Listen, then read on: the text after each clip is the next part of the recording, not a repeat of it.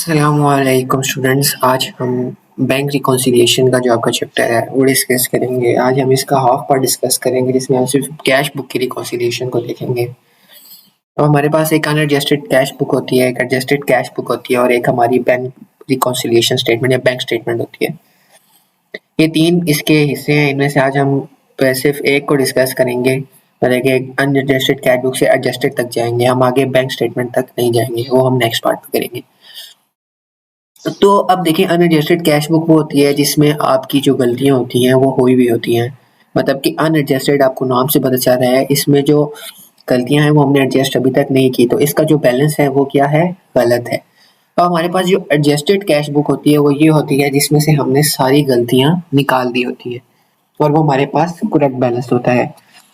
अब आपको एक बात याद रखनी चाहिए कि तो हमारे पास एडजस्टेड कैश बुक होती है, हम उसी का बैलेंस आगे फाइनेंशियल स्टेटमेंट्स में लेके जाते हैं। ठीक हो गया।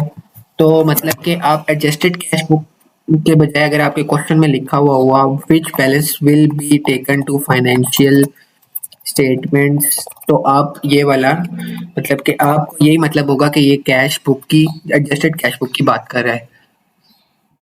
तो अनएडजस्टेड कैश बुक में और एडजस्टेड कैश बुक के दरमियान जो गलतियां होती हैं, जो दोनों जो एडजस्टेड को अनएडजस्टेड बनाती हैं और अनएडजस्टेड को से हम एडजस्टेड तक जाते हैं जिनके जरिए, वो हमारे पास दो किस्म की होती हैं।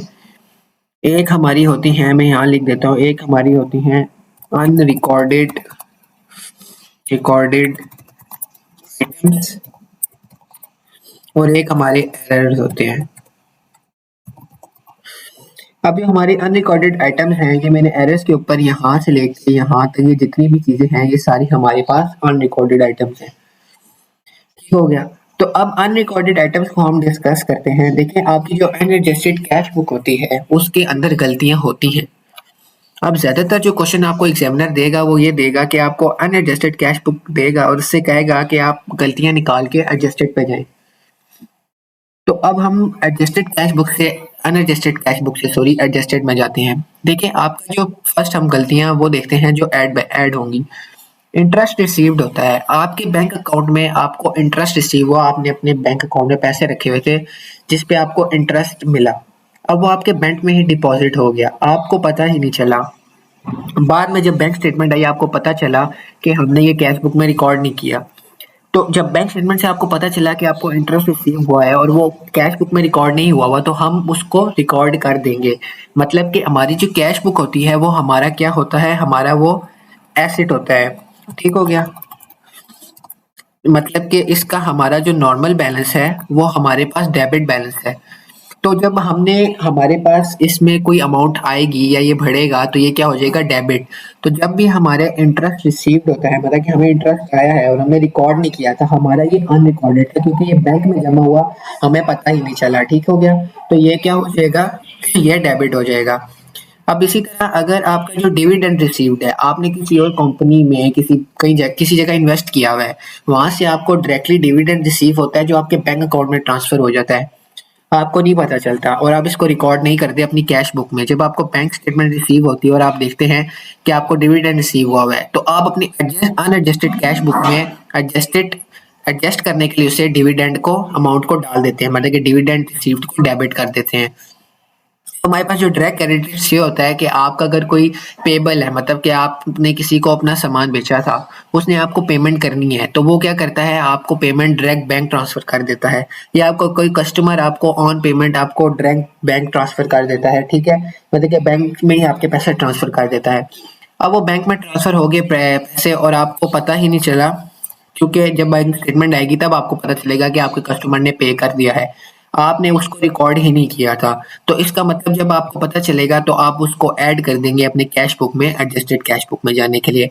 अब ये सारी चीजें आपकी कैश बुक में क्या हो जाएंगी, एडजस्ट मतलब कि डेबिट हो जाएंगी। ये समझ लें हमारे पास टी अकाउंट है और ये उसको डेबिट कर रही है ये तीन चीजें, और ये सारी चीजें इसको क्रेडिट कर रही है। सही हो गया। हमारे पास जो क्रेडिट साइड की देखते हैं। अब देखिए, आपके बैंक ने आपको इंटरेस्ट चार्ज किया था। ठीक हो गया। आपने कुछ अमाउंट उससे बोरो की थी, उस पे आपको इंटरेस्ट चार्ज हो, वो आपके बैंक से डायरेक्ट कट गया, आपको नहीं पता चला। जब बैंक स्टेटमेंट आई तब आपको पता चला, तो तब आपने इसको अपनी अनएडजस्टेड कैश बुक में से डिडक्ट क्रेडिट कर देना है। इसी तरह डिविडेंड आपने किसी को पे किया है, किसी कस्टमर को पे किया है, सॉरी अपने किसी शेयर होल्डर को पे करना था, ठीक है, वो आपके बैंक से डायरेक्ट ही पे हो गया, आपने अपनी कैश बुक में से रिकॉर्ड ही नहीं किया, तो उसको भी आप क्या कर देंगे, क्रेडिट कर देंगे अपनी कैश बुक से, इसका बैलेंस कम कर देंगे। डायरेक्ट डेबिट ये होता है कि आपके जो पेमेंट पेयर है, मतलब सॉरी आपने जिससे एक चीज सामान खरीदा था वो आपका सप्लायर है, आपने अपने सप्लायर से ये बैंक अरेंजमेंट्स कराई हुई है कि वो एक फिक्स तारीख पर एक अमाउंट क्या होती है, वो अपनी अमाउंट जो है, ये जो चार्जेस हैं जितनी भी हमने उससे सामान खरीदा है, ठीक हो गया, वो सारा क्या कहते हैं डिडक्ट कर सकता है या ले सकता है हमारे बैंक अकाउंट से। अब डायरेक्ट डेबिट में ये होता है कि डेट तो फिक्स हो सकती है, बल्कि डेट भी कभी कभी फिक्स नहीं होती, बस ये होता है, और ना अमाउंट फिक्स होती है, अमाउंट भी वेरी कर सकती है, बस आपकी अरेंजमेंट्स हुई होती है। इसके मुकाबले में जो आपका स्टैंडिंग ऑर्डर होता है, स्टैंडिंग ऑर्डर में होता है कि आपकी हर डेट को एक फिक्स्ड अमाउंट डिडक्ट होके आपके किसी सप्लायर को या किसी भी जगह, आपने जैसे टेलीफोन चार्जेस हैं, अगर वो फिक्स्ड है मिसाल के तौर पे उन पर कॉस्ट चार्ज नहीं हो रहा है, बस उसके एक फिक्स चार्जेस है, तो वो क्या होगा कि हर महीने एक फिक्स डेट पे एक फिक्स्ड अमाउंट डिडक्ट हो जाएगी, इसे स्टैंडिंग ऑर्डर कहते हैं। जबकि जो डायरेक्ट डेबिट होता है उसका जो अमाउंट और टाइम होता है वो फिक्स नहीं होता। जैसे आप अगर टेलीफोन चार्जेस की बात करें कि आपको पर कॉल भी चार्जेस पे करने पड़े, तो ये अब फिक्स अमाउंट नहीं है, तो ये डायरेक्ट डेबिट के जरिए आपकी डिडक्ट होगी। तो ये दोनों चीजें आपकी कैश बुक की बैलेंस से क्रेडिट हो जाएंगी, क्योंकि ये आपके बैंक से डायरेक्ट कट हो जाती हैं, तो आपको पता नहीं चलता, तो आप इनको रिकॉर्ड नहीं करते। तो जब आप इनको रिकॉर्ड करेंगे तो आप अपने बैंक अकाउंट से इनको क्रेडिट कर देंगे। अब डिसऑनर्ड टैक्स की बात करते हैं। डिसऑनर्ड टैक्स ये होता है कि आपके सप्लायर आपके सॉरी रिसीवेबल ने आपको चेक दिया, अपने आपने उसने जो आपसे गुड्स खरीदे थे, आपने वो चेक बैंक में जमा करवाया, जब उसने चेक दिया तो आपने उसकी क्या एंट्री रिकॉर्ड की होगी, आपने किया होगा कि कैश हमारे पास आया या बैंक कर ले, बैंक कर ले, कैश ही कर ले, कैश, ठीक है, या बैंक कर ले क्योंकि हमारे पास चेक है और आपके रिसीवेबल है एक। अब आपने रिकॉर्ड किया होगा कि कैश हमारे पास डेबिट हुआ होगा क्योंकि वो इंक्रीज हुआ, और रिसीवेबल कम होने से वो क्रेडिट हुए होंगे। अब आपने ये कर लिया, रिसीवेबल्स को क्रेडिट कर दिया, लेकिन आपको बाद में पता चलता है कि वो चेक जो है वो बाउंस हो गया है, वो चेक डिसऑनर्ड हो गया, उसमें कोई गलती है। जब आपको ये पता चलेगा तो आप रिसीवेबल्स को दोबारा इंक्रीज कर देंगे और आप अपने रिसीवेबल को इन्फॉर्म भी कर देंगे कि आपका जो चेक था वो बाउंस हो चुका है, और आप अपने कैश को दोबारा से या बैंक को क्या कर देंगे, क्रेडिट कर देंगे। तो इस तरह ये एंट्री आप इसकी रिकॉन्सिलिएशन करेंगे।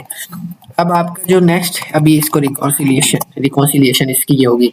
अब नेक्स्ट हमारे पास है बैंक चार्जेस। आपकी जो आपने अकाउंट बनाया हुआ है उस पे हर महीने कुछ बैंक चार्जेस चार्ज होते हैं। अब ये जो बैंक चार्जेस होते हैं ये हर महीने डिडक्ट हो जाते हैं। ये बैंक चार्जेस फिक्स भी हो सकते हैं और वेरी भी कर सकते हैं, तो ये अब हर महीने डिडक्ट हो जाएंगे। आपको तभी पता चलेगा जब आपके पास बैंक स्टेटमेंट आएगी, जब तक बैंक स्टेटमेंट नहीं आएगी आपको पता नहीं चलेगा, और ये आपका एक अनरिकॉर्डेड आइटम होगा। तो जब आप इसको रिकॉर्ड करेंगे और अपनी कैश बुक को एडजस्ट करेंगे तो आप अपने बैंक चार्जेस अपनी कैश बुक से डिडक्ट कर लेंगे, क्रेडिट कर लेंगे। अब ये आपका टी अकाउंट ही समझ लें कि ये चीज़ें आपके कैश बुक को डेबिट करेंगी जब आप रिकॉन्सिलिएशन परफॉर्म करेंगे, और ये चीज़ें आपके कैश बुक को क्रेडिट करेंगी। अब इसके मुकाबले में ये एक मेथड है जिसको आप टी अकाउंट के जरिए सॉल्व कर सकते हैं, कैश बुक के रिकॉन्सिलिएशन कर सकते हैं। अब एक और मेथड ये भी है कि आप अपने कैश बुक को इस तरह सेट न करें, आप इसको सिंपल मतलब कि ऐड और सब्ट्रैक्ट में कर लें, ठीक हो गया। अब आपको अगर ये वाला मेथड अच्छा लगता है या आसान लगता है कि आप टी अकाउंट बनाएं और जो जो आपको नीचे एरर्स हैं, मिस्टेक्स हैं, वो सारे आप इस तरह डेबिट क्रेडिट कर लें, तो ये आप ये मेथड कर सकते हैं और आप इस वीडियो को यहाँ स्टॉप करके जा सकते हैं। लेकिन अगर आपको एक और मेथड है जो ऐड सब्ट्रैक्ट है, मतलब कि उससे बहुत ज़्यादा सिंपल है। इसमें यह है कि आपने सिर्फ हर जो अमाउंट है उसको ऐड करना है। अब देखो इंटरेस्ट रिसीव्ड क्या होता है कि आपको कैश आया है, आपको इंटरेस्ट मिला है, तो उसमें आपने उसको रिकॉर्ड नहीं किया हुआ था। रिकॉर्ड करने के लिए क्या करेंगे, ऐड कर देंगे। देखिए आपकी कैश में पहले पैसे पड़े हुए थे, समझ ले $25 पड़े हुए थे, आपको इंटरेस्ट रिसीव आता है 5।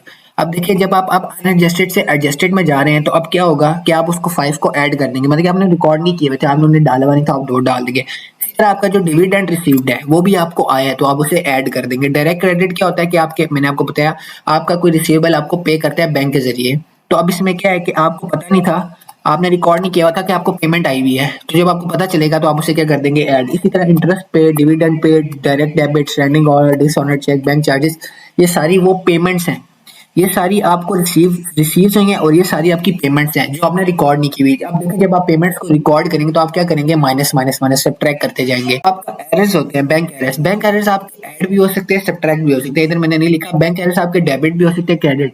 मिसाल के तौर पे अब आपका एक एरर ये आया है कि यू हैव मतलब कि एरर लिया आपने, एक एरर ये किया कि आपने गलती से जो आपका इंटरेस्ट रिसीव्ड था उसको डबल से रिकॉर्ड कर दिया है। अब देखिए एक अमाउंट आपको 10 से रिकॉर्ड करनी थी, आपने उसे 20 से रिकॉर्ड कर दिया है। अब इस केस में आपने 10 रिकॉर्ड करना था, 20 कर दिए, 10 से ज्यादा कर दिया। तो अब आप क्या करेंगे, कम करेंगे, मतलब कि आप क्या करेंगे, सब्ट्रैक्ट करेंगे, आप क्या करेंगे, क्रेडिट करेंगे। अब एक और मिसाल ये ले लेते हैं कि आपका इंटरेस्ट रिसीव्ड 10 था और आपने उसे हाफ से रिकॉर्ड किया। अब आपका ये एरर है कि आपने 10 से रिकॉर्ड करना था, आपने 5 से किया। तो अब आप 5 से और रिकॉर्ड करेंगे, आप 5 और ऐड करेंगे और 5 और डेबिट कर देंगे।